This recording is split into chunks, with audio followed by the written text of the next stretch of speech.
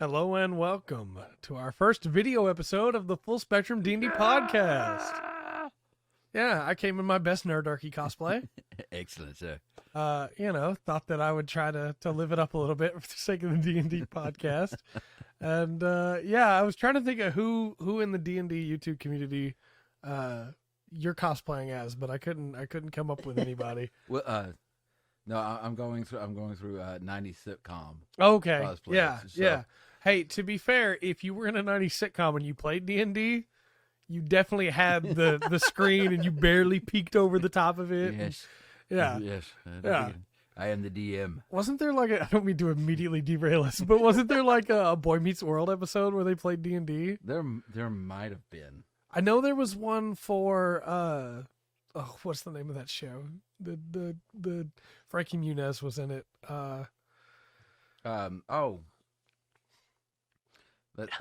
Maybe copyright. Aren't you so happy that we're Malcolm doing Malcolm in the Middle? Aren't you so happy we're doing a video podcast for the first time and all we're doing is talking about sitcoms? That's the way we do it. Yes. Happy Days should have had a D&D episode. D&D episode and Happy Days would have been great. Yeah. Then they'd have got chased out of Hollywood or. So before we get too far in here, let me just say, I'm Trey. And I am Rungren. Yeah, you probably know me from the regular podcast, or this is your first podcast of us that you're ever saying, in which case we also do a gaming podcast on Tuesdays. We have a really good time. But I already have a question for you. Oh, okay, awesome. Because we immediately derailed for sitcoms. Right. If you had to pick a sitcom out of all of them to have a D&D episode, which one do you choose? Oh, my goodness. Wow. There's a lot of them. There is a whole lot of them, and I'm a little bit older, so it's like I've got so many in my head, the 80s, 90s. Well, do you want me to give you mine? Because mine is gold. Well, I mean, there's just so many. I would love to see a Seinfeld D&D episode. Yeah? I think that would be hilarious. Yeah? But then again, Tales of the Golden Monkey. Yeah. Or a Riptide. Yeah? D&D episode. The only problem is in the 80s, the guys playing D&D are going to be the villains. That's true. That's true. Yeah. In there. Where that works. I want Golden Girls to have a D&D episode. I want to see Blanche as the rogue. Oh, that'd be amazing. Gosh, that would be amazing. You could do a really fun idea with like Full House too.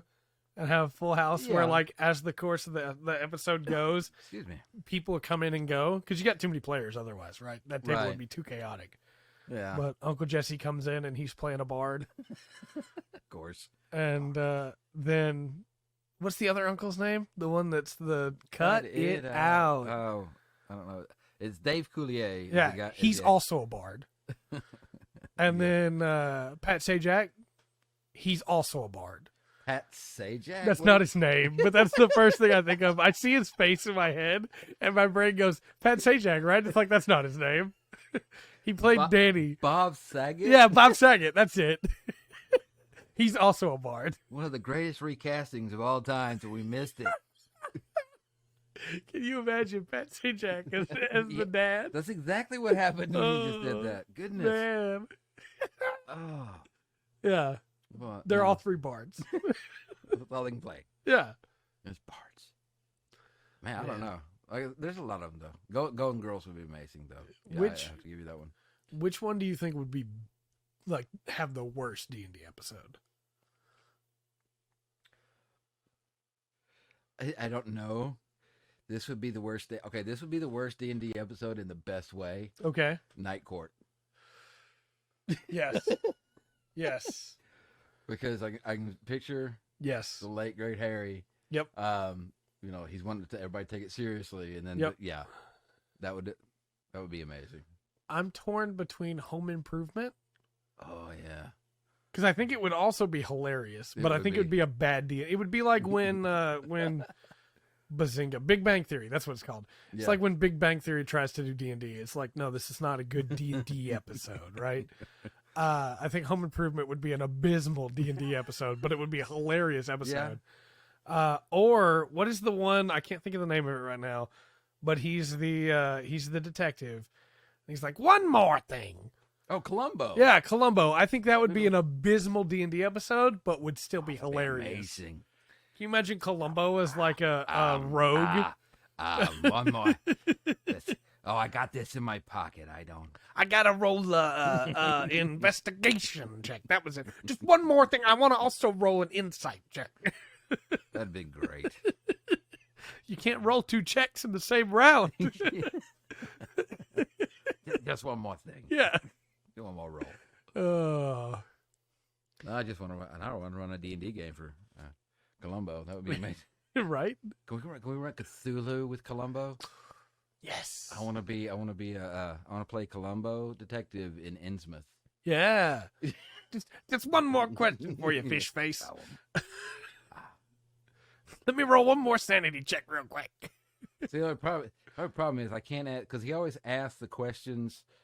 It's like such a simple, silly question. Yeah. But it's, they know they're caught now. Yeah. Do you lick your stamps? Yeah. Yes. Why? Well, that's the last thing I needed. Wow. Have you noticed too? This is a super derail. I mean, we haven't even really gotten started yet, right? No. Have you noticed too that in the more recent, like Sherlock Holmes style moments, they'll turn away as if they're about to leave, and then they'll stop, turn around, and go, "I have just one more question." Yes. Like, it's so dramatic, right? When like the whole point of the reveal before wasn't that the instant of reveal was dramatic. It was the unraveling was dramatic, right? Sherlock Holmes would go, "And you've been here," and they go, "What?" Yeah, and they'd be like, "Yeah, you've been here because this, and then they'd go, "Oh no!" And it's like, yeah, that was the dramatic part, not the moment of "I got you." Yeah. I don't know, man. We got way off. Yeah, this is a D&D podcast, right? I'm trying to think of how to run Columbo. I'm trying to run how Sherlock Holmes and Columbo run an investigation. Don't forget Blanche. She's playing a rogue through the Shadowfell. Yeah. On that, I know what my domain's gonna be. I don't care what horror we get, which we will roll at the end of the. Yeah, at the end of this episode. And in this episode, we got to roll a D8. We have a list of the types of horror. Yeah. Trey's gonna roll. I'm gonna roll, and next we got a week. Yep. Oh, okay. We got a week to come up with just as kind of we set up our own settings. Mm-hmm. Okay. How's that? That should be good. We should also specify that Rungren has not slept much because his youngest is teething. Yes. And I have not slept much because I had a water leak from my air conditioner. So we're both exhausted. So your house has been about 110,000 degrees just, today? Just about close to it. Imagine one. Then we got all this set up before we started recording, so it's already like 1:30 in the morning. Yeah. But we're recording and we're having a good time. Yes, we are, and this will be going up, believe it or not. Yeah. And this is how you get when you have both of us exhausted. That's how you start the podcast with Columbo and Golden Girls. Yeah. Cut it out. Don't. No. Oh. So, like, we've talked about Ravenloft so long, I kind of forget what we do when we're not talking about a book. Yeah, I know. That was a great book. There is a new one coming out there. Fizban's Dragons. Guide to Dragons? I can look it Guide up. to Dragons? I can look it up in real time. We call this fact-checking the podcast in real time. What fun is that? Yeah, it's a bad idea. You should never do it, but I'm doing it right now. And you can't stop me. Also, I'm not gonna. I think it's Fizban's. I'm not gonna look at the camera all that much. Which? Fizban's Treasury of Dragons. Treasury of Dragons. Okay. Yeah. Which will include the new gem dragons. Yeah, I saw that. I thought that's interesting. Yeah, I'm curious about that as well.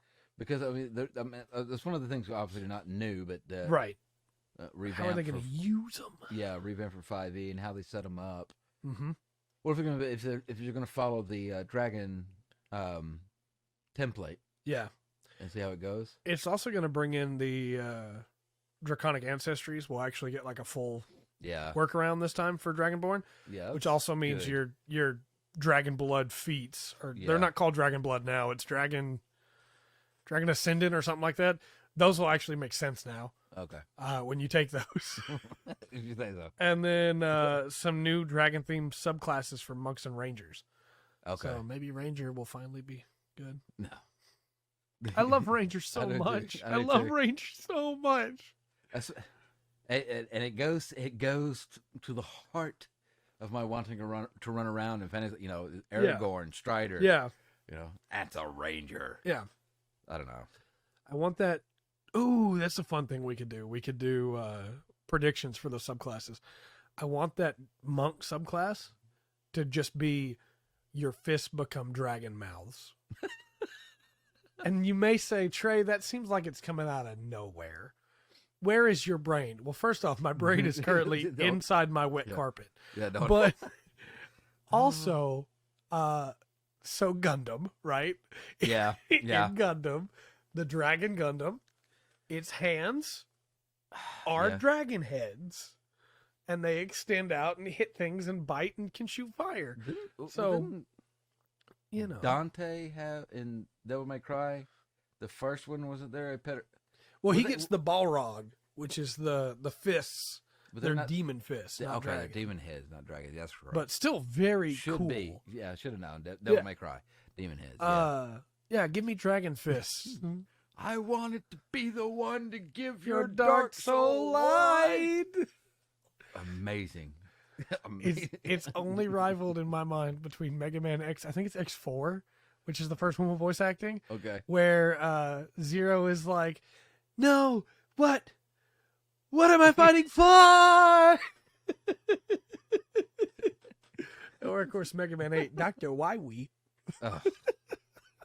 Don't forget. Well, we've as gamers over the years, we've had some amazing voice acting, and some not. Some terrible translation over cow. Yeah. You can see my reaction now live on the camera. Yes, I will never get over the fact that somebody looked at that name and went, "Yes, this must be Cow Cow and his son, Cow P." It's cow pie. Okay. No, it's something. Supper. It does remind me though. How did we go from Symphony of the Night, which has some of the best voice acting, even though it's hammy, in all of gaming, to I wanted to be the one to fill your dark soul with light? How did we make that transition? I'm not sure. Man, that was such a breakthrough game, really. Yeah. All right. Die, monster. Oh. You don't belong in this world. Just the gameplay running through. It was not by my hand I was once again given flesh. What was the villain? Mundus? Yeah. Yeah. That's strange. Yeah. It is. In DMC3, you have to fight a clown like 4 times. Oh. Never really explained. Kind of just, hey, he's a bad guy. He's here. He's a clown. Mm. But you also get to fight witch lady, Medusa lady, witch lady. And after you kill her, you get a guitar that shoots lightning. No. DMC3 is such a good game. I have a, except for like the what is it? Dead Rising Yeah. series. I have a problem with guitars being used as weapons or shooting lightning or. So Okay. I agree with you, but in DMC3, it's not the guitar itself that's doing the damage. Okay. It's the spirit of the guitarist has come back from beyond the grave and is haunting his guitar. Okay. And when Dante plays it, it gets him so excited that he gets so worked up that lightning strikes, Oh, that's much better. which Never could mind only then. happen in DMC. Yeah. Well, no, I'm going to push back on that. I think that would fit somewhere in Gat Out of Hell. That's true. The, That's true. Yeah. The Saints Row. Yeah. That's after the third one, or Look, something like that.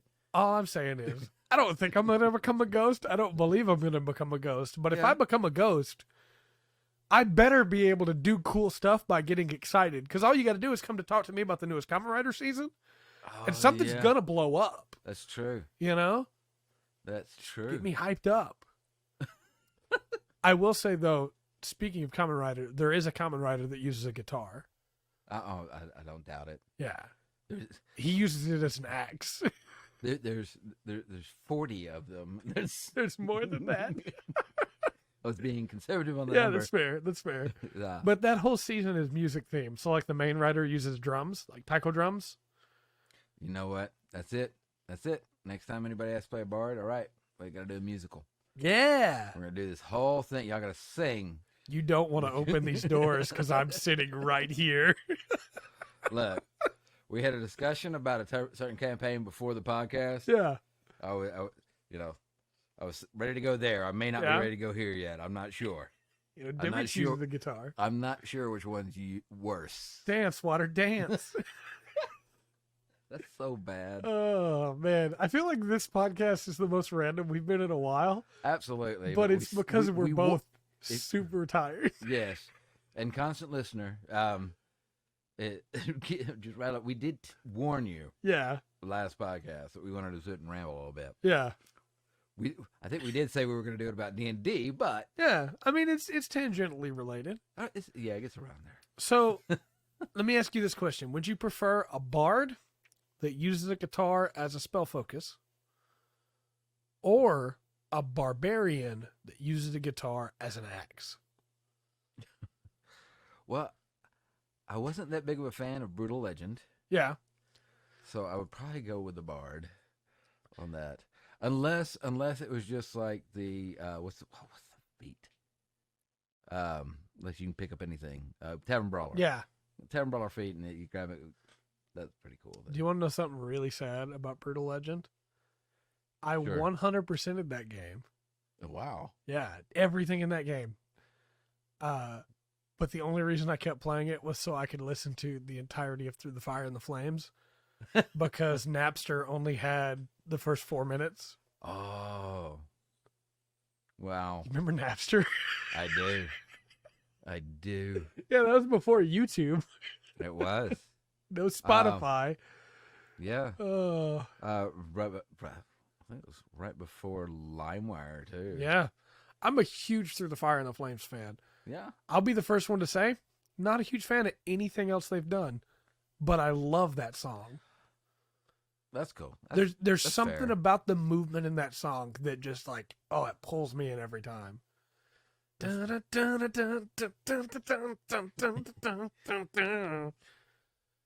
don't know. There's something, like I said, I believe before, there's something, whether you understand the lyrics or not, there's something underneath the music. Yeah.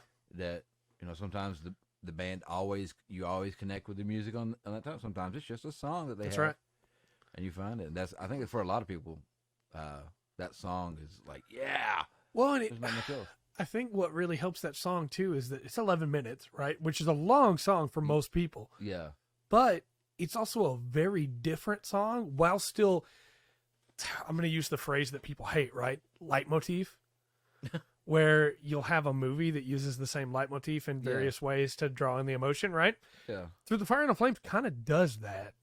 And so do a lot, to be fair, so do a lot of longer songs, right? Well, yeah. But it uses the main core melody and changes up what type of song it is multiple times while still tying back into that core medley that really sells you on the song. Yeah.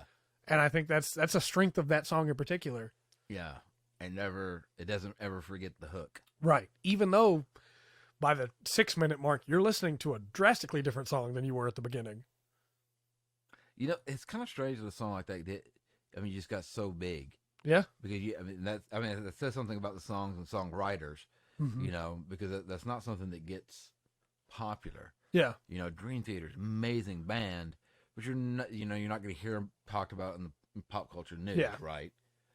I'm a huge Tool fan, and look, the fact that Tool knocked Taylor Swift is that's monumental. That I can't explain how that blows my mind. Yeah. How just happy I am about that. Not that I wish her any ill will. It's just that doesn't happen. And you're not a Tasteway fan? Not really. I do have a way to tie this back into D&D in a minute, by the way, but please go ahead. No, I don't have anything. She doesn't write songs for me. So, yeah. I mean, She's coming from a different area, so I like a couple of them. I think. I mean, I'm not gonna knock her talent. Yeah. You know I used to have a huge crush on her. Oh, I can understand that. She's very pretty. That's good. That she's got an excellent singing voice. I think she's talent. She's talented, for like sure. I said. She kind of changed a bit though. She's a lot more country when she started out. Yeah, she absolutely was, and that's how I knew her originally. Okay. Because I used to listen to a lot of country, and I kind of don't anymore at all. Yeah. When you get subjected to it all the time, everywhere you go, it kind of becomes less of your repertoire. Yeah. And of course, as I've gotten older, I've found that the shame that was kind of being laid on me before of just listening to video game music all the time, or orchestral pieces or soundtracks, right? I listen to a lot of movie soundtracks, and back in the day, that was a thing that people were like, "What are you listening to? Why are you listening to that?" You know. And nowadays, it's a lot more accepted. Of you're just listening to a soundtrack. Okay, that's cool. Right. So now I just listen to soundtracks. So whether it's from anime, movies, video games, whatever. There are a few soundtracks I like, but it's going to be a different pick. Because like the Lost Boys soundtrack, the original movie, is an amazing soundtrack. But it's not. Are you talking about the score, or are you talking about the soundtrack? I'm talking about both because I want those orchestral pieces, right? Right. But I also want the licensed music. Gotcha. Because for me, when I'm listening to the OST, like the original soundtrack, the whole thing, I'm getting the music that was added in and the versions that weren't used in the thing, right? I'm getting all of the actual backing tracks, and I'm getting any remixes of those. Which, as good, don't get me wrong, I love a score, right? I love a good score. But sometimes I want to hear that version they didn't use. Right. You know? I want to hear that specifically like Final Fantasy IX, right? Final Fantasy IX has Place to Call Home and Melodies of Life. Both incredible songs, right? Yeah. Place to Call Home is the instrumental version, and Melodies of Life is the vocal version, right? Right. The score has just those two versions of those songs. Just the instrumental version and the vocal version, right? Yeah. The OST has Melodies of Life in Japanese, in English, French, and Italian. Yeah. Then it has A Place to Call Home, the instrumental, A Place to Call Home with the back vocal tracking from Melodies of Life. Okay. And A Place to Remember, which is an unused version of that track that mixes in some of the other songs from the entire game. Okay. And it's like, you don't get that with just the score, right? So you got to listen to the OST, the whole thing. Yeah. And so I'm the weirdo that's over there listening to songs that were never in the thing and still emotionally being attached to them as if they were. Well, there's some soundtracks that like I can hear part of or scores. Right. Now, the Crow was a big one for me growing up. So he had this. Oh, yeah. So, I mean, that was an amazing soundtrack. But the score was amazing as well. Yes. Because on the soundtrack, you didn't get Eric Draven sitting on the roof playing that solo he was playing on guitar. You had to have the score to have that. I think it's really interesting that it's almost on a case-by-case basis of which one's better, right? Yeah. Because I would argue, as much as I love some of the unused versions of tracks that are in the Empire Strikes Back soundtrack, the score adds in the sound effects. Yeah. And in some of those places, I want to hear those sound effects, you know? Laser. Yeah, I want to hear those blasters when the fight's kicking absolutely. up. I want to hear that AT-AT hit the ground, you know? Weird to call it an AT-AT. I called it an AT-AT my entire life. I'm so sorry, I forgot the composer's name, and I shouldn't. I'm tired. Yeah, I know that feeling. He can. He's in so many movies. Right. He composes with the movie in mind. Yeah. It's like those sounds. They're integral to it. Yeah, they're in his head. Right. They fit. Yeah. John Williams. Thank you. Yeah. Yeah, he's done one or two. I have a way to tie this back into D&D. Excellent. So, when running a D&D campaign, yes, how do you choose the music that you use? Because it's weird, right? D&D's gotten really popular. There's not a lot of people making soundtracks for D&D. There's not a lot of people making music just for people to use in D&D, right? When you get your big D&D streamers, they have to pay people to compose music for them, right? And they'll pay them for a couple battle themes, and they'll pay them for a couple tranquil themes, and a couple town themes, and a couple of sad scenes, right? Yeah. And that's really all they got. And so you'll hear in those big D&D streams some of the same music over and over again, which is not necessarily a bad thing. Right. It's just it's background filler, you know. It's nice to have. Because music's important to D&D. Right? It sets the tone. Yeah. But how do you choose what to choose? Because I already know one of your answers. Oh, yeah? Which is you use Skyrim. Yeah. Yeah. Which is fair. I mean, Skyrim's got a lot of really good sweeping orchestral themes. Not only that, I use the Skyrim thing for, I don't know, I like the rainy setting on that with the music in that. I don't know. There's decent playlists. You know, that people put out and done some great stuff. And a lot of people, sometimes you can find good orchestration, good classical. I forgot. I can't just turn away to yawn anymore because now there's a camera watching me. You'll be a watch. I don't know. Sometimes I find a nice, just classical beat. Like, I think it's easier when you have like a role playing session. Yeah. Like, okay, these characters need this information. Right. It's going to be kind of a, not necessarily tranquil, but or laid back, or not necessarily. You can find something padding, just nice noise in the background. I don't know. I'd like to, if I had a button for like the battle starts. I don't know. I'd probably pull something from Bach. Right. Yeah, absolutely. I think I would try to find some version of what is it? The little fugue in G minor. Yeah. I don't remember what the BSW number what is. That bum bum bum. Yeah. Bum bum bum bum bum bum. Yeah. I actually really like for town themes or for a shopping theme. I actually really like to use Bolero by Rivali. That's that dun dun dun dun dun dun dun dun. Obviously, it works great as like a ball theme, but it also has this. It's almost a sadness to it that I think works really well as a hey, everything's going on in this town and people are going about their daily thing, but life's still not super great all the time. Yeah, it's not. Put your best face. I don't know how to explain it. Yeah, for anybody who's been watching the regular podcast or been keeping up with my reviews on this channel, I would also really recommend the Trail soundtrack. Yeah, I'm sure. Yeah. Excellent. Yes. Because let's clarify. Because I think that it has a really good mix of like incredible battle music, Tempered Will, Silver Will. Those songs are incredible. But it also has some really good diverse town themes. Yeah. So like you have your industrial town or like your dwarf town, you would want to use like a ZCF theme, or you have your more regal town, you could use like the Grand Cell theme. And it's all themed in a way that like old school RPGs used to be, right? Right. Yes. Like this is your lava area. This is your water area. You'd even get it in when the games used to come on the CDs. Yeah. A lot of times you got a track, or you got like a special edition or something. You had the songs in there, and it would be this song. Nintendo especially. Oh yeah.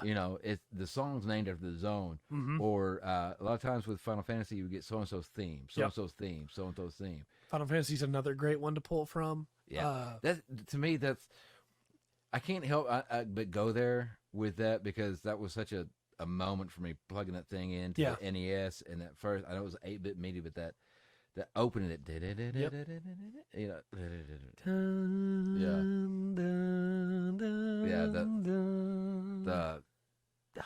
the back. I don't know.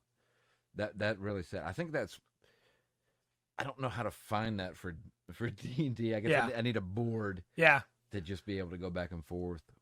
Two quick ones. Because again, this podcast is you and me hanging out, but it's also us trying to help people. Yeah. Two quick ones. If you need town themes for just like a sleepy forest town, from Trails, Armorica Village, from Trails from Zero, that is seminal in my mind now with a sleepy town, right?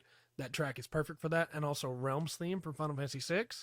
That one that goes, da-na-na-na-na, Ba-na-na, da-da-da-da. That song is perfect for a sleepy town. I'll tell you what, if you want to have something in the background, you're doing a little bit of Celestial or something like that. There's a band called Sigur Rós from Iceland. Oh yeah, and I think yeah. It would take a while to go through their catalog. I think I don't know 4 or 5 albums, I believe. Yeah. I know 2 of them. Yeah. And I'm not about to try to name them or anything.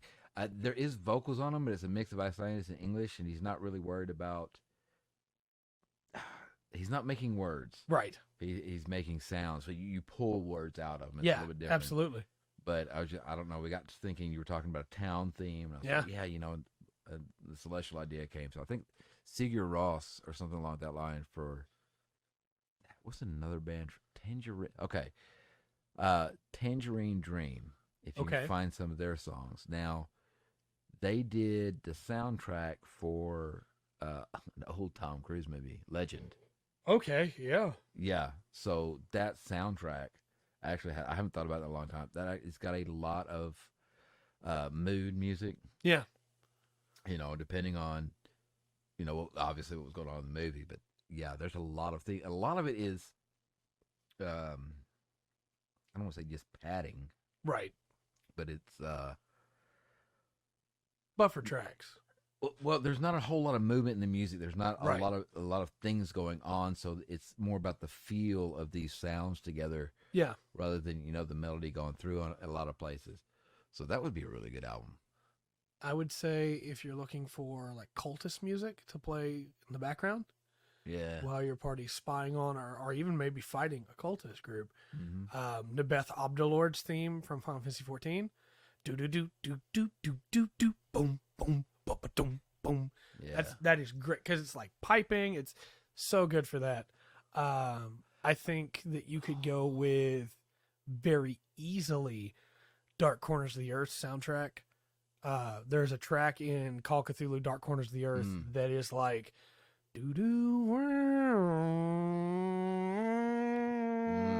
that is like perfect. Just like dark. You're in a creepy place kind of feel. Tell you what, I'm gonna go the other way. I'm gonna go with cyberpunk. Yeah. Like a plot line. There's a band, it's a German band, Front 242. Yeah. I don't know if that's going in the background while you're in the cyberpunk club. It's gonna definitely set the mood for the futuristic. Yeah. But a few different. It'll be Once again, it's got the sounds for it. It's not gonna be distracting from your game. Right. If you set the volume right through it, but yeah, it's gonna set the feel for it for sure. I have a weird recommendation for cyberpunk. Cool. Which is, so you know what Nightcore is, right? Yeah. There are Nightcore versions of instrumental songs as well. And it's literally like you'd never listen to it normally, right? Right. Because why would you want to listen to super sped up instruments, right? That would sound weird.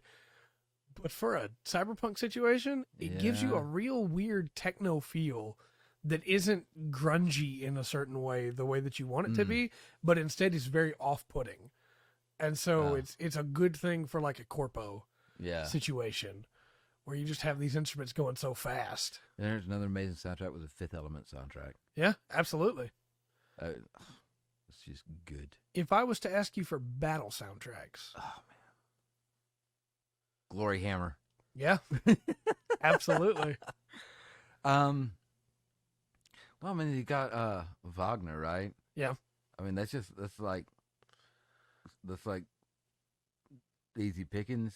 Mm-hmm. Is that for that one? So I have to think a little bit deeper than that. I don't know. If you're not streaming and you don't have to worry about copyright, you're just doing this for a home game. Well, yeah. I would say dip into some anime soundtracks. Oh, yeah. Dragon Ball Z, specifically the Americanized Bruce Faulkner score. Mm. Oh, there's some great stuff in there for battle scenes, right? You grab some One Punch Man background music. Whew. Actually, I think you could go easy on it. Tekken had some great battle, like Lei Wu. It really does. Oh, like what was that? Tekken 3. Yeah. With that, some of the fight scenes, that distorted bass going. Yep. There's. And if you're not afraid to deal with maybe somebody at the table going, that's from Final Fantasy. dun, dun, dun, Well, dun, dun, dun, dun. You know, that's a classic. Go Yeah. for it. Yeah. Trying to think of what other ones I would say. I think depending on your setting, there are some really cool ones. If you're going for like non-standard fantasy setting, you've got Shenmue has some incredible Asian-inspired soundtracks, right? If you're going for more of a desert vibe, Prince of Persia, the OG Prince of Persia, has some really good combat music for you. That's not bad. That's not a bad choice for that. And then one that I always try to recommend to people, if you're looking for some good music, especially if you're a streamer and you have to worry about copyright, OC Remix or OC Remix, those people put that stuff up for free because they're remixing copywritten sounds or songs, right? Oh, yeah. They can't publish those. That's true. So they put them out for free. And my personal favorite is still Magnetic Fireworks, which is a version of Magnet Man's theme from Mega Man 3. Yeah, Magnet Man's in Mega Man 3. That is absolutely incredible. That song is incredible and would work great for just about any campaign for a combat song. You know what? We're overcomplicating this. I'm getting an old Casio keyboard and I'm hitting the bossa nova button. Yeah. Honestly, yeah. Why not, right? I think there's a lot you can do. Up the tempo. Yeah. There's a lot you can do with music that I think people don't think about when it comes to D&D, right? Well, man, when you're DMing though, you know, you've got a lot of stuff going on. You're trying to keep up with everybody. Yep. You don't want to forget anybody's characters' names. Right. You know, you're trying to bring everything in. Music is something you just want to kind of throw on. Yeah. And let go. I agree. And I think that you have a give and take there, right? Yeah. Because if you just let it go, sometimes your music's not going to mesh. Right. But sometimes it's going to hit really hard accidentally. Yes. And because everybody knows you weren't curating the music, that's going to make it matter even more, you know? Yeah, it does in that moment. Or, as soon as dueling banjos kicks on, as soon as you roll initiative, that's just like, but no. This is our life now, all right. But I also think that curated music, it's also got that give and take, right? Yeah. Of if you're creating the music, it can lead to incredible moments. Yeah. But it can also lead to, well, I was supposed to feel this way because they played this music. So it's a give and take that you got to walk the line of. Yeah, see, that's also hard. You know, how do you not railroad your players into doing that if you got the music coming up? Yeah. You know, that's kind of, you got to push back. And especially if you're not playing at the table, if you're playing online. Yeah. Because if you're playing at the table, you can have a laptop with a bunch of tabs open, right? Right. But if you're playing online and you got everybody in a watch together room so that you can have that music play, or you got them using a Discord bot, they can see the list. Yes, right. They know what songs you've laid out there. You know? So it makes it tough. Actually, I tell you what, let's do it. I'll check and see if it's there for, I'll try to remember for next time. Rivendell Radio. Yeah. They just play fantasy music. Yeah. And I know a DM. One or two that go through. One or two. I think they got one or two stations. Yeah. You can click on. If you're not picking up one, you get the other. But it's all online. Rivendell. I think it's .com. I'll be that. Okay. Org or whatever. And Lord of the Rings soundtrack, of course, is another great choice. Yeah. I know a DM that during rest periods where the party's resting, he plays lo-fi beats to relax and study to. That's cool. You know? Just because it's like, hey, yeah, we're in downtime. This music automatically makes you think of downtime. Yeah. So here you go. That's a good one. You just click it on. Yeah. A couple that I would stay away from. A couple songs that I think don't... Specifically things that I think will detract from the experience, right? For multiple reasons. I think you should stay away from the Harry Potter soundtrack. Yeah. It's extremely recognizable, for one. Yeah. Kind of like what we were talking about earlier with the Final Fantasy problem, right? Of if your players go, I know where that's from, then in that moment they have for even just a brief second been taken out of the game, right? Yeah. And the Harry Potter soundtrack is so recognizable that I feel like the Hunger Games soundtrack and the Inception soundtrack, yeah, those are some that, and I would even say maybe the Avengers theme, right? Yeah, I was going to say, you know, if you're worried about that, you know, yeah, you wouldn't use that ba ba ba ba ba. Yeah, you know, everybody knows that. Or Star Wars. Yeah, you know, bum bum bum bum bum bum. Yeah, as awesome as that is. Yeah, incredible piece of music, but still, everybody knows whose theme that is. You know, there's a lot of classical music that doesn't get brought up. Yeah. And a lot of it's been recorded, and recordings of it are free. That's right. And public domain. Yes, public domain. And there's a couple of different websites you can go through, or you can go to the Library of Congress, actually. Their website, and I believe there's quite a bit you can get off that. Yeah. To listen to. But I know there's also a couple of public domain, like, hey, this is what's in the public domain here in the United States. So I would also say maybe steer clear of musical songs. Well, I can think of very few situations where those are going to work in D&D.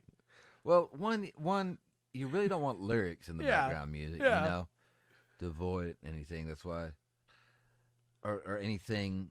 I don't know. I would try to stay away from the contemporary. Right. I guess it really depends on obviously on the setting, on the game you're playing, and everything. But we're trying to keep D&D. I think it should go without saying too that don't use D&D as an excuse to try and get people into your favorite bands. And you say, well, that's silly, Trey. What do you mean? I mean, like, let's be honest. If you're into K-pop and you start the session with K-pop music playing that doesn't have anything to do with the session, that's not going to make people then go listen to it. It's going to make people go, why are we listening to this? This has nothing to do with what we're doing. If you decide, hey, I like rap and nobody else at the table does, so I'm going to play some rap music during this shopping spree.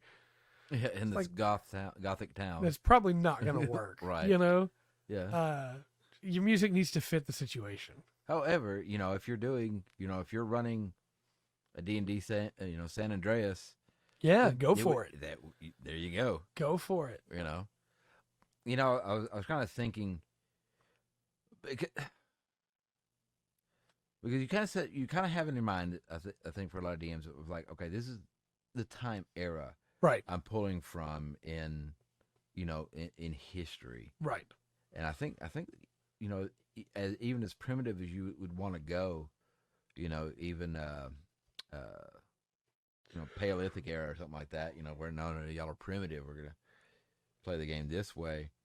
I think you can put something together or find something. Yeah, absolutely. A backtrack to run. And it's going to make me think more about it because I've obviously been working, we've been trying to get the studio going and everything else. So our sessions have been lacking a little, the music here. Is this why you brought this up? No. Wait a minute. I will say, though, if you're doing a Paleolithic campaign, and you don't play the song "Dinosaur," boom chakalaka like a boom chakalaka like, then you're a failure. That's all I'm saying. You're a massive failure. You got to play that song. It's required. Yet another campaign ruined. I'm scratching that one off the list. You wanna know what's even sad? I don't even remember what that's from. Well, at least you didn't go walk the dinosaur. That's yeah. Everybody walk the dinosaur. That's the one. Yeah. I don't know why you opened the door and get on the floor. Yeah. I guess that would be the thing to do if there was dinosaurs outside. Yeah. Don't run. Yeah. They will get you. Yeah.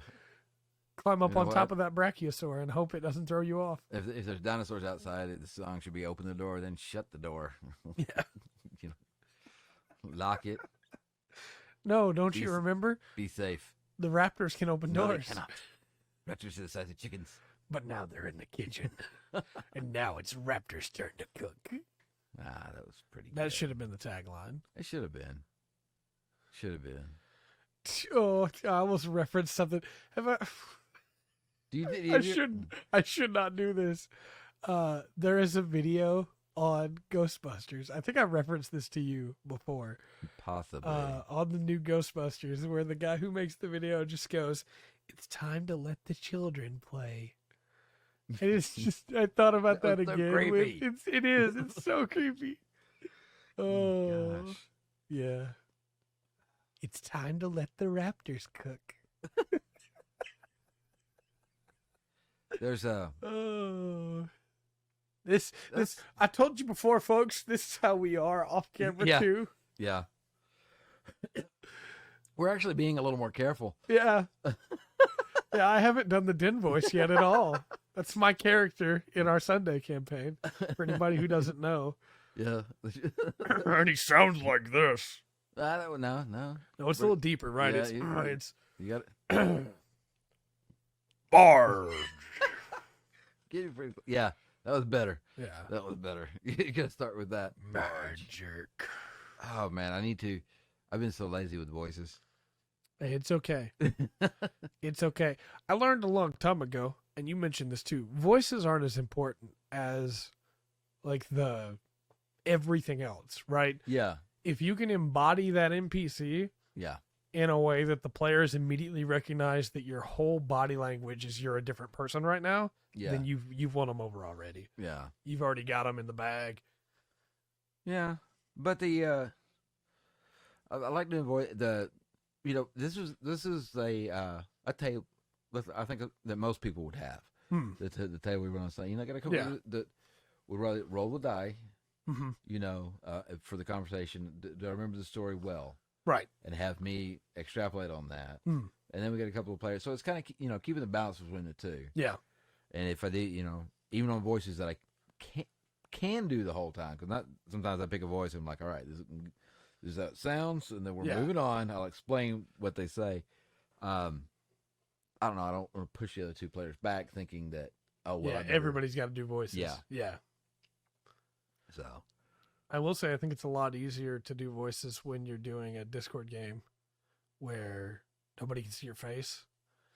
Because sometimes to do a voice, you got to make a real stupid face. Oh man, no, I got stupidest. Yeah, I have a problem. Yes, okay. This is there's a stone giant named Paul. Yeah. In in Monday night campaign, it's every other Monday. It's a kind of a beginner thing. People, the group there, except for one player, this is like their first session, right? Or at least their first session in years, right? So we're going through it. So it's basic kind of thing. I made a mistake of giving it Bobcat Goldwaste. Yeah. So guess who they want to go talk to every session? Yeah, of course. Yeah. Yeah. Great. There's some guys. Yeah. Where'd they go? I do not know. All my NPCs are just going to be Don Knotts from now on. That'd be amazing. Have you ever thought about kissing a fish? Now that you mention it, no. Adventurer, I have a task for you. Now, Andy, I'm going to get what? The cave is over there. Those goblins. Miss Maribel, I'm sweet on you. I need more than one bullet, Andy. More than one bullet. And he did kiss that fish. It's my life's goal to remind you of that movie once every once in a while. That's another Disney. Yeah? Yeah. So here's another tie-in for you. Thank D&D. Goodness. Thank goodness. Okay. What that you can think of would be the worst D&D movie? Because there's already been some pretty bad ones. Okay, I was immediately going Mazes and Monsters, but right. I think that's not the question you're asking, is it? No, I'm thinking like if you could take any actors, let's do worst and best, right? What would be the worst D&D movie you could make, and what would be the best D&D movie you could make? Okay, it's gonna be the same movie. Okay, that's fair. That's a fair answer. Now, are we making a D&D movie, or am I running it? Are we filming a D&D movie with actors playing D&D? Filming a D&D movie. Okay. So we'll have the actors playing for like the first 5 minutes, right?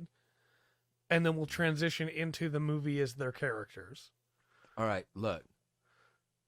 If Nicolas Cage is not in this movie, I'm I not agree. signing on. I agree. All right, I'm not doing it. I want Nicolas Cage, Not doing it. and I want. I just completely forgot his name. I think Chris Pratt.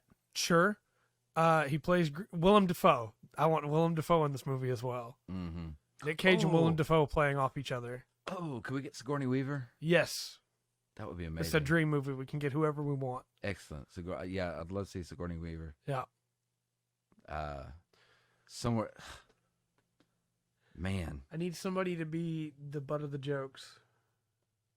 I mean, and I don't want to do that to Chris Pratt again. I want him to be able to play a funny character, but he doesn't have to be the butt of the jokes. I'm going to go with...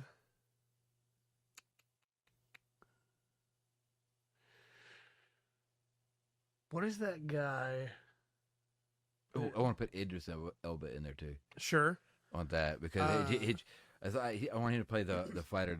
He just looks too good as Heimdall. Yeah, I agree. In the armor and everything. That's I want Chris Rock. No, he's already been in one. Oh, that's true. He's already I want The Rock.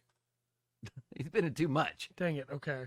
He's got like 14 movies coming out this year, I think. Okay, so 2, I want Vin Diesel.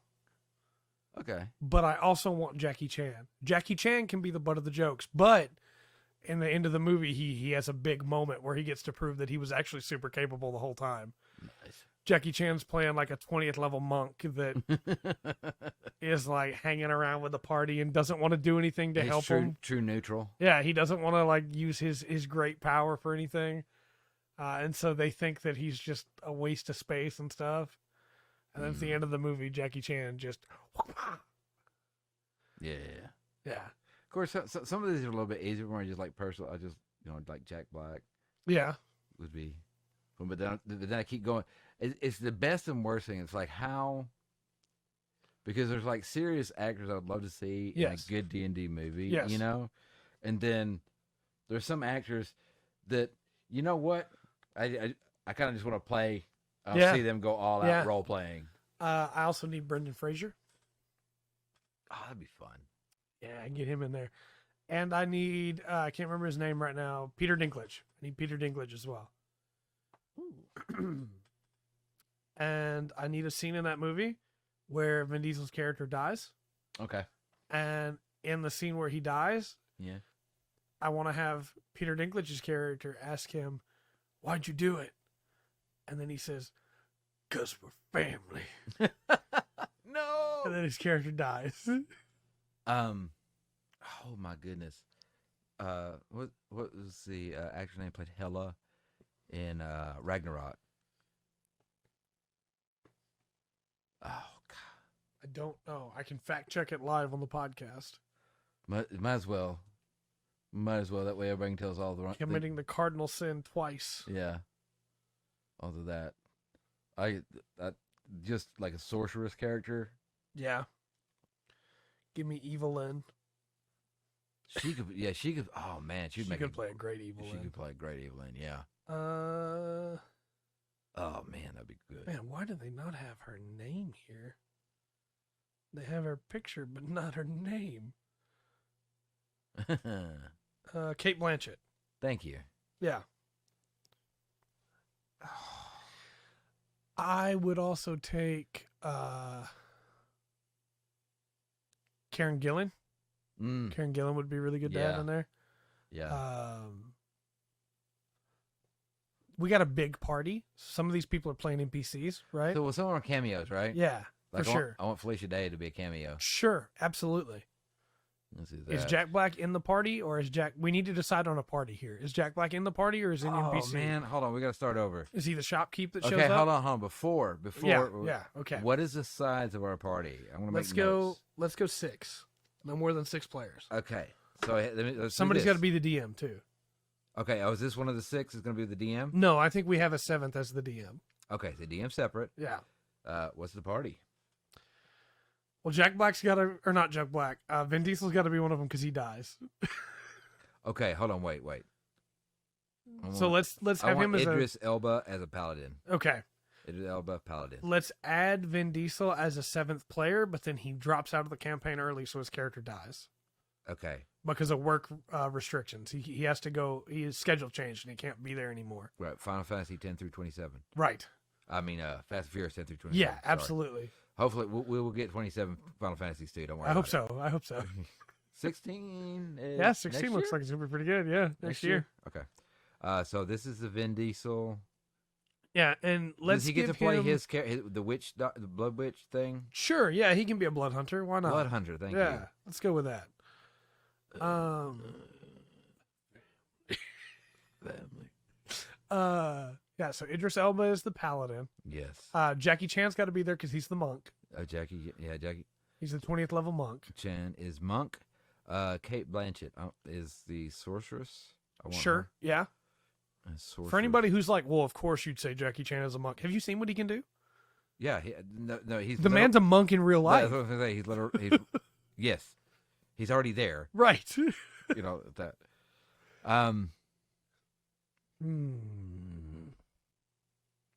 See, I'm thinking Jack Black would be a cameo, Felicia David cameo. Right.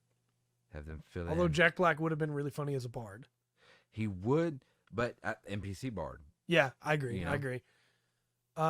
Peter Dinklage has to be in the party. And he has to play a Goliath. Yes, a Goliath barbarian.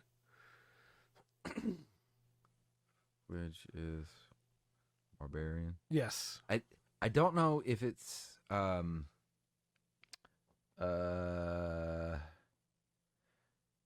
not quite true.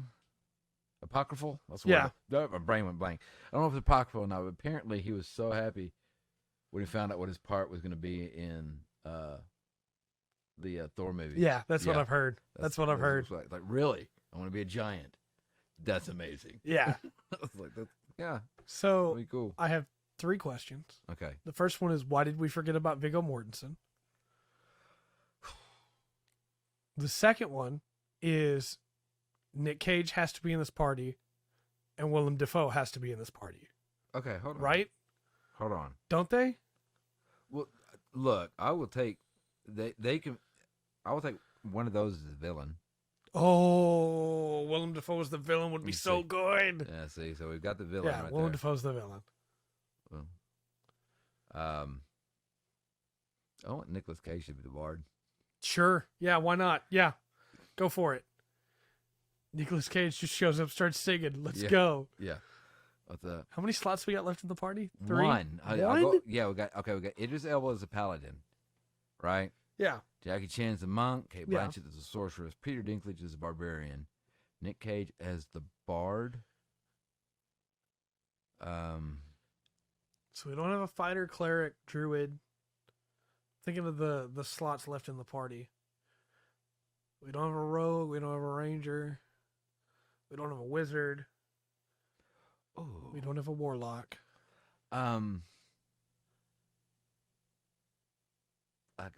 Michonne.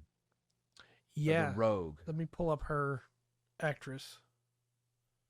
She made the picture. Just take the 2 katanas, make them daggers. I picture her as a rogue. Who is our healer? That would be the paladin, yeah? Yeah, I guess Idris Elba's going to have to do it. Denai Garura. Okay. That's D. Or is it Denai? I'm not sure, honestly. I don't know. But I don't know. But yes, her. Yes. She's great. She'll be the rogue. I also want David Tennant to show up at some point in here, but he can be a cameo as well. Yeah. Golly, this movie's going to be so expensive. Yeah. Good thing we didn't put Robert Downey Jr. in there, huh? Right? Yeah, then we'd have to make 22 movies in a row. That's right. Because it did well. Oh, man. Okay. So who's our DM? Needs to be somebody who has a golden voice. Because they're not going to ever show up. Patrick Warburton. That's a good choice. That's a good choice. It's just amazing. That's a good choice. Because it's not a role that you're going to have a lot of visual on, right? Right. Because once you're in the game world, you're just going to hear the narrated voice. Yes. Yeah. Yeah. Kiss, kiss. Yeah. I think so our adventurers headed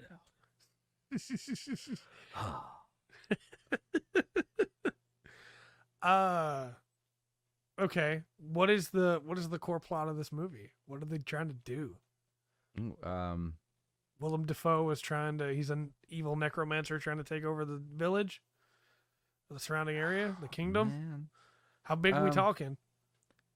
One movie. It's one movie. I think let's keep it. We got a big small. party. One kingdom. We'll have a kingdom, right? And it's got different schools about. Yeah. Like a paladin school and a monk school. Who's the king? Is that going to be David Tennant? It could be. Or we could go with, I know we named some other people we haven't used yet. Yeah. That could be Brendan Fraser. That could be. Brendan Fraser could make a good king. Yes, he could. Yes, he could. I think we go Brendan Fraser for the king. Oh, and of course, David Tennant's his court wizard. Oh, there you go. Yeah, 100%. Fraser. I mean, he's just literally just wearing the Doctor Who outfit. Yeah. Why not, right? I'm good with it. Yeah. Court wizard. All right. That's where Jack Black comes in. He's the court jester. Oh, absolutely. See, he fits. Yep. Perfect. We 100%. All right, so we got the kingdom set up. Yeah. Man, I wish I was good at impressions. Right? I'm right there with you. Go with it. Ah, dude. Just imagine in this party, Idris Elba laying on hands on Nick Cage while he's just like, I'm fine. I can keep going. Yeah. Oh, man. Greatest movie of all time. Man. And Dom, Vin Diesel, that's how deep the meme has gotten in my head. He was playing a fighter before he had to go back to work and leave the party. Yeah. Fighter. Because it starts with F, like family. I fight things for my family. That's right. That's right. Oh, yeah. I like this movie we made up on the spot. Right? Oh, and it is the best and the worst at the same time. Yeah, we're getting so sued. Yeah. I do want John Williams on the score, though. Oh, yeah. That'd be great. Man, it's going to be real anticlimactic when at the end of this movie, Jackie Chan just punches the boss once and wins. Right. The ending of Earthworm Jim all over again. It is perfect to me, though, that it's Jackie William Chan. Defoe be a goldfish? Yes, yes. In a jar. And it he's is the one behind it all. So perfect to me that Jackie, I don't want no trouble, Chan, is the one that's just like along for the ride until the end. Yeah. Oh, that's great. Look, I'm old. Yeah. I got to save it. If I'm going to use it, it's going to, I'm going to be tired afterwards. Bam. Yeah. Wow. Man. Yeah, man. Beautiful. I have no idea how long we've been going, by the way. We've just struck an hour. Oh, wow. That is perfect timing. This has been a weird podcast. It has. But it's been fun. It has. It is. And let us know how how it came out. As this is not only the first test run, but there's also, that wasn't the hand I used. What's going on? And how it's going, how it sounds. We put it together. We do have a D8 to roll, and yes. We may randomly go off to 100 other things. So should we go ahead and do that? Yes. Let us roll the D8. I've got a D8 right here. Okay.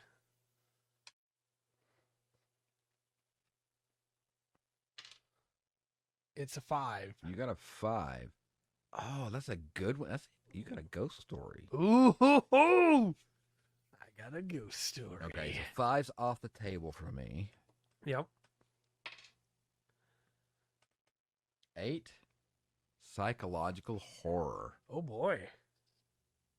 Okay. Oh boy. Okay. So I got Trey here. I got me here. It's time for me to introduce Scooby-Doo to the world of D&D. Heck yeah. Man, not to immediately derail us when we were about to close, but Shaggy would get way too many natural 20s. Oh, yeah. All the time. Yeah. It would be almost to the level that you thought he was cheating, but he's not. No, he's a tall halfling. Yeah. He eats always all the time. has Lucky. Yeah, he always eating. Mm-hmm. I'll do that. Second breakfast, all that. He'd be down for that, man. Man. I was gonna try and do a Shaggy, and then I heard yours and how perfect it is. And I was like, nope, I'm good. I'm good. Man, Scoob. Zoinks.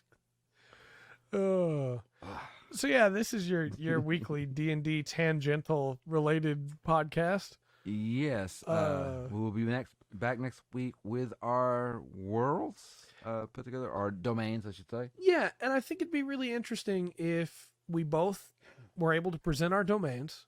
Okay. And then we let the viewers decide who did the prompt better. Not necessarily whose was better or worse, but who stuck to the prompt better for ghost story versus psychological horror. Okay. I feel I'm a little bit of a disadvantage at this. Yeah. On this one, but I see I'm good with it. Okay. I will say if it had gone the other way around, I had gotten the psychological horror. Not only that, I also wouldn't have it done in a week. That's all right. Oh, yeah. I love psychological horror. Don't get me wrong, but a ghost story is a very easy story to tell. Yeah, man. I'm gonna have to really show out to make it worth it. Well, I mean, there's just so many ways and so many classic, classic tales. Yeah. Yeah, I'll be interested to see what you kind of come up with. Excuse me. Let me take a drink. My throat is dry. Both tired, and we've been talking for a while. We have, and we talked for a while as we were sitting up and getting everything going too. All right, well, I guess go ahead and sign us out, man. And we've got that. So you got the ghost story coming. I've got psychological horror. Mm-hmm. We will pick up. I guess we'll pick up Fizbin at some point or take a look at it. Go over the subclasses there at least, but probably also over the dragons. I've heard rumors, and we'll see for sure when it's done, that the dragons now alphabetically are by alignment. So that the different colors of the chromatic dragons alphabetically now that was run down the alignment list. That was the second edition of the book. The book way they did it. That's what you did it. You had the what do they call it? The chromatic dragons and the metallic dragons were two different things. Right. The chromatic were the evil, so to speak. So supposedly now it's that way again in the official book because of Fizbin. Well, gem dragons they're just putting out right now is just saying, hey, it's a little offering, right? Yeah. This is this plus stuff, right? Right. I'm hoping they have steel dragons. Yeah, that'd be nice. That would be Sunday group was almost all steel dragons, but I couldn't quite make it work. It's not on the timeline. And bringing four back together all the time, it just wouldn't quite work. It would have been really weird when I met that one dragon then.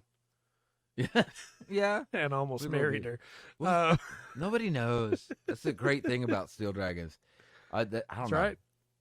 I hope they bring them in. I'd like to see what they do. Man, imagine that's a kick in the pants, right? You're a steel dragon, you marry a dragon, and then you find out later that you were also a dragon. Yeah. Whoa! But you didn't know. They didn't know. Yeah.